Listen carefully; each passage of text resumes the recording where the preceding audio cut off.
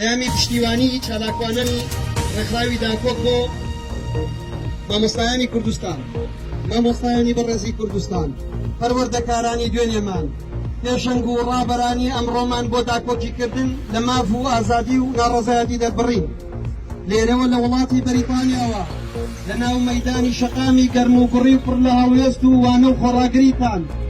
سڵاوی گەنجانی غوربەت و ڕێکخراوی داکۆکتان لێبێت. مامۆستایانی پێشەنگ و ئاوا هەڵگری ناڕەزایەتی شەقام پشتیوانتانین. نەفرەت دەکەین لەو دەسەڵاتە بێ دەڵە گەندە لە چەپەڵا کە بایەخی کاری ئێوەی مامۆستا و مافەکانتان پێشێر دەکات. ئەو دەسەڵاتە قەزەمە ورک زل و گیرفانپڕ و مێشک بۆشە دەستدرێژە بۆ دزیە کە بێداکە لەوەی مناڵانی کوردستان بێخێزن بن، کۆلەکان سارد و سەر بن، مامۆستایان لەسەر شەقام بن. هەمان ئەو مافیاوچەتەیە کە باچی نییە بە وێڵین دەربەدەرین گەنجانی وڵاتانمان دەسەڵاتێ قەدری مناڵ و گەنج و مامۆستا نەزانێ، داری ئەقڵێکی کامڵی فەرمانڕەوایی نییە و نەبووە و نابێت. کافتنێکی چێر و نەزانە وەک خۆی لە ڕابردوودا دیومانە و ئێستاش دیارە و سبەیش باشتر نابێت. هەر ڕۆژەوە ئەم خاک و خۆڵ و خەڵک و نیشتیمانە ئەدا بە قەڵبەیەکدا. مامۆستایانی بەڕێز، ئێمەی کە سوکاردان، ئێمەی قوتابیانی دوێنێتان، گەنجە ئاوارە دەربەدەرەکانی ئەمڕۆی دووری نیشتیمان پشتیوانتانن. لێرە کە لەم وڵاتانەمان دیوە ئێستا زیاتر دەزانین مامۆستا چەند گەورەیە، پەروەردە چ پێویستیەکە بۆ پێشکەوتنی وڵات. بۆیە پشتیوانتانی بە شانازیەوە بە سەرپەرشتی ڕێکخراوی داکۆک لەگەڵتان لە شەقام بین. ئەگەر شانێکمان لەژێر خەمی غوربەت و دووری و کەسوکار و نیشتیمانمان بێت، شانەکەی ترمان بۆ ساتێکیش بێت بخەینە ژێر خەمی قوڵی و پێشێرکردنی مافەکانی مامۆستایان و جێبەجێ نەکردنی مافەکانیان. بۆیە دەڵێین سەربەرزی بۆ ئێوە و سەرشاری بۆ فاشین و نەخوێندەوار و دەسەڵاتدارە گەندەڵەکان. خراوی داکۆک بە خێراتنی هەموو لایەک کەم بکەم. بەڕێزان، لای هەمووان ڕوون و ئاشکرایە لەم کاتەدا بەشێکی زۆری مامۆستایان، فەرمانبەران، خوێندکاران، کاسبکاران لە سەرجەمچین و توێژەکانی کۆمەلگای کوردی لەسەر شەقامن و داوای حەقی خۆیان دەکەن. بەڵێ ئەوان حەقی خۆیانە داوای مافی خۆیان بکەن لەم دەسەڵاتە ستەمکار و زاڵم و نابیستە کە چەندین لاوە تایەکانی ژیان تەک خستووە و دەستی خستۆتە گردنی هەموو لایەک لە هەموو دنیادا مامۆستایان ڕێز دەگیراون و بە بربڕێ توشتی پێشکەوتن و معریفە ناسراوە تەنیا لای دەسەڵاتی کوردی نەبێ ناتوانێت ڕێزیان لێ بگیرێ حەقەکەیان پێ بدات. بوونی ئەم دەسەڵاتە ستەمکارەواتە نەبوونی علم و فێرکردن چونکە مناڵی خۆیان و دار و دەستیان لە زانکۆمەلە بانکانی دنیا خەریکی خوێندنی خۆیان و باکیان نییە کۆمەلگا چی ئەکا و چی ئەوێت چۆن ئەخوێنێت. بۆیە ئێمەش لێرە وەک هەستکردن بە پرسیارەتی بەرامبەر بە توێژی ئێستا لەسەر شەقامن و دەنجی خۆمانەکەینە پاڵیان و هاوپشت و پشتیوانیانین. داواشیان لێ ئەکەین کۆڵ نەدەن بەردەوام بن تا بە دەستهێنانی سەرجەم مافەزەوتکراوەکانیان داواش ئەەکەم ئەم شیعارم لەگەڵ بڵێنەوە: حکومەتی پینەوپەڕۆ بەجێی بهێڵە و بڕۆ، ئەی حکومەتی برازیل ئێستا کاتیەتی ئەرحێڵ، حکومەتی دزوو دەهێڵ، حەقا بخرێتە ژێر خۆڵ.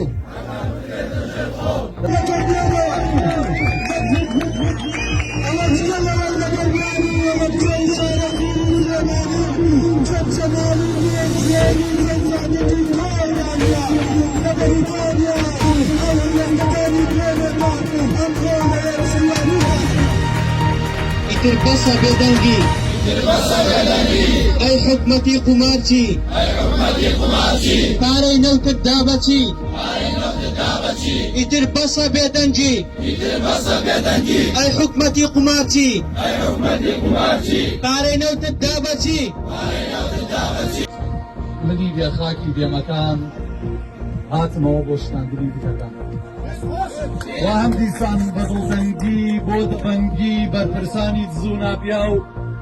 پێێنمەوە نمونەی جووتێک پێڵاو. ئەگەر لەوان پیاوتر نەبێ لە پێی ناکەم، پێڵاو و پێ بەتەقلی سەریوان نادەم، چونکە پێڵاوەکانی پێم بەرزترن، ڕێزدارن، بێقەرزترن لە کار بەدەستانی هەرێم.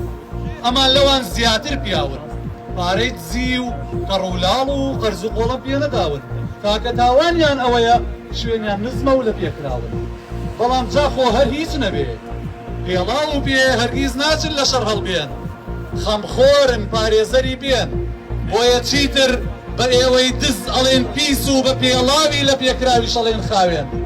هەی جەلاد و فەسادەکان ئەهلی فرۆشیاری خاک و گشت ئۆفەر و مەزادەکان بێزم نایە لە پێشتان کەمەکو پێڵاو هەی سەر کردە و هەی کەر کردە و هەی وەزیر و هەی گزیر شازادەکان سڵاوتان لێبێ خۆشەویستان سوپاسی بەپایان بۆ ئامادەبوونتان لەم خۆپێشاندانە و ناڕەزایەتی ئیمڕۆ ئامانجی من و ئەم هاوڕێیانە ئیمڕۆ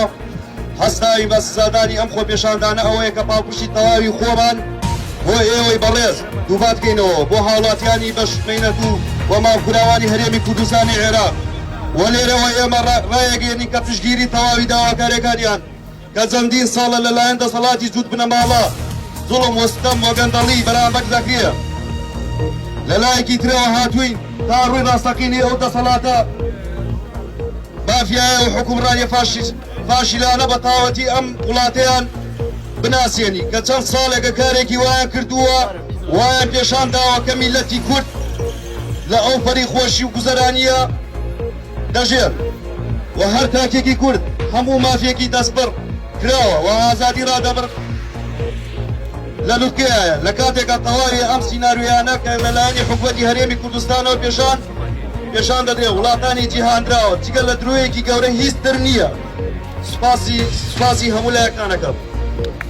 گۆران هیچیان ئامادە نین دەست بخەنە ئەو تیرفانانەی کە ئاخرراون بە پارەی پراوی میلەت و کۆتایی بەمەک ئەنە خۆزراوایەنن بێنن ئەم ڤایرۆسە کوردیە دەستە و دەروون تاک بە تاکوانی شەکەت کردووە و پێویستە بوەستێنێت و ڕێگێکی کولیەوە بێت کاسۆ وشک بێت ئەمڕۆ لێرە ڕۆژی پشتگیریکردنە لە مامۆستایان و ئەمڕۆ ڕۆژی تازەکردنەوەی پەیمانە لە کوردستان ڕۆژی تازەکردنەوە وانەدانە بە دەسەڵاتی ستەمکار و مەسئولی نامەسئول بە دەسەڵاتدارێکی گەندە و کە ئەمڕۆ بۆ جارێکی تر مامۆستایان و موچەخۆرانی هەرێم لە تەواوی شاری سلێمانی و دەوروبەری بە یەک دەنگ داواکاری دووپات دەکەنەوە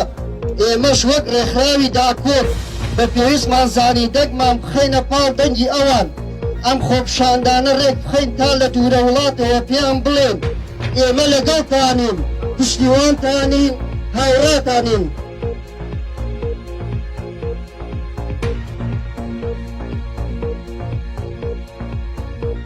داتەن ئاشکرایە ئەمڕۆ کردبوونەوە ناڕەزایەتی ئەمڕۆمان بۆ پشتگیریکردنە مامۆستایان و فەرمانبەران بەڕاستی جێی شەرمە بۆ یەکێتی و پارتی دوای 32 دانە ساڵ لە حکومڕانی نەتوانن سادەترین مافی مامۆستایان و فەرمانبەران بکەن کە موچەکانیانە بیرتانە لە سەرەتای دروستبوونی کابینەی نۆیەمدا مەسعود بارزانی وتی کابینەی نۆیەم کابینەی چاکسازیە بەڵام ئێمە دەڵێن کابینەی گەندەڵسازی دەڵێن کابینەی نەدانی موچەی مامۆستایان و فەرمانبەران پێی دەڵێن کابینەی بێدەنگکردنی دەنگە ئازادەکان کابینەی شکست خواردوو یەکێتی و پارتی بەڵێ بێگومان مامۆستا ئەو کەسەیە کە ڕاستەوخۆ لەگەڵ هەستیارترین و جوانترین دروستکراوەکانی خۆی گەورە کار دەکات کە ئەویش منداڵ ڕاستەوخۆ گفتوگۆ لەگەڵ پێشت دەکات وەکی هیچ کارێکی تری نییە کە کەسانی تر دەیکەن مامۆستا ئەو کەسەیە وەک مامەت بێتەوە لە پێناو ڕوونکردنەوەی بیر و هۆشی منداڵان و قوتابیان و خوێندکاران و بەردەوام ماندوونە ناسانە کار دەکات مامۆستا ئەو کەسەیە کە زانست و زانیاری دەبەخشێت بۆ پێگەیاندنی نەوەیەکی خوێندەوار هەر بۆیە بە خوێندەوار و نەخوێندەوار بە خاوەن بڕوانامە و ئەو کەسانی تەنانە بڕوانامەشیان نیە هەرزاری مامۆستا هەمیشە لە پێناو فێرکردن و پەروەردەکردنی منداڵەکانمان تەمەنی گەنجی خۆی دەبەخشێت لە کاتێکە تەواوی ئەم سیناریویانە کە لەلایەنی حکوومەتی هەرێمی کوردستانەوە پێشان دەدرێ وڵاتانی جیهاندراوە جگە لە درۆیەکی گەورە هیچ تر نییە سوتەوە بە ئەو پەڕی ورە بەرزی و لە خۆبوردووی و هەستکردن بە هەڵگرتنی بەرپرسیارەتی بەرامبەر بە مرۆڤ و هاو نیشتیمانی بوون و وجدان زیندویەتیمانەوە بەبێ هیچ سڵەمینەوەیەک و مجاملەیەک بە گڕوتینێکی کەمداونە و بەبێ ماندووبوون و بەبەردەوامی سووربوونی هەڵوێستان استیفادەکەینەوە بۆ پشتگیریکردن و پشتیوانی لەگای کۆتی 50,000 مامۆستای میلاتی بێموچە و 37,000 مامۆستای وانە بێژی جەبقات قەدر یەکرا و 700,000 خوێنکاری چارەنووسنا دیاری سنووری بایکۆت و هەزاران مامۆستا و تاکی سەر هەڵگرتووی ڕێگەی هاتوونەهات ئەمڕۆ ئێمە بەرامبەر بە حکوومەتێکی کەڕ و بێباک و لوتبەرز و قێزەون و سیما ناشرین تا ئەو پەڕینا مرۆڤدۆست لە سەنگەری ڕوبەڕووبوونەوەی مەدەنیانە داین بەڵام ئەوان هێندە بغزن و خۆپەرست و بەشەوەن خواز و بێ ئەتەکێت و بێ سیستمن هێندە زەلیلی حەزە شەڕەنگەزیەکانن کانیانن هێندە مدیعی دیوەخانی بنەماڵەکانیانن ئەڵقە لە گوێی دوژمنانن ئەگەر داوای مازەر ژیانی و ژینگەی یەکانی خۆت بکەی کە حەقێکی لەسەر نەکراوی بێچەند و چوونی مرۆڤەکانە ئەوە ئەوان بەدەستی دەرەکی و کێرە شێوێن و بە مەترسی دەبینن لەسەر بەرژەوەندی بۆکەنەکانیان بۆ یەکگرە لەسەر مەرگ دەکەن یان لانی کەم سینانیۆی سووا و گەڵتەجارانە و دوور لە مامۆستایان ئێمە دژی حکومەتی هەرێمی کوردستانی لەو حکومڕانیە و ئێمە دژی بەرپرسە سیاسیەکانی کوردستانین بەو حکومڕانیەی کە لە هەرێمی کوردستان دەیکەن ئێساش بە ئینگلیزی بۆ ئەوەی کە هەموو شوێنێ و هەموو جیهان لێمان پێ بکە کە چۆنە. Today we are here to support the demonstration in Kurdistan region and the right of teachers. We are against the Kurdistan region government and we are against the political official in Kurdistan. بژی کوردستان سەرگەردن بوونانە کەوا لە ساڵی 2014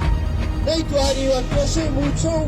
مامۆستایان و فەرمانبەران چارەسەر بکات. دەسەڵاتی چوو بنەماڵە بەرزانی و تاڵەبانی دەستیان لە بینە قەرقای میلەتی کورد ناوە و لە دوای داهاتوو نەوت و دانەوت دەستیان بردووە بۆ موچەی فەرمانبەران و خەڵکی قوت و ڕۆژ بە ڕۆژ گەندەڵەکان لە گەورەبووندان و هەر کەسێکیش رەخنەیان لێ بگرێت هەر زوو بەرپێشی داکە نادەپەروەرەی خۆیان دەکەن و بڕوخێت ئەو دەسەڵاتەی دەست بۆ موچەی خەڵک و کوتابیان دەبات و فەرمانبەران دەبات. بڕوخێت بڕوخێت ئێمە کە کۆبووینەتەوانی و کە لە دژ ئەم حکومەتی دوو بنەماڵە و دژ و مافیا و گەندەڵە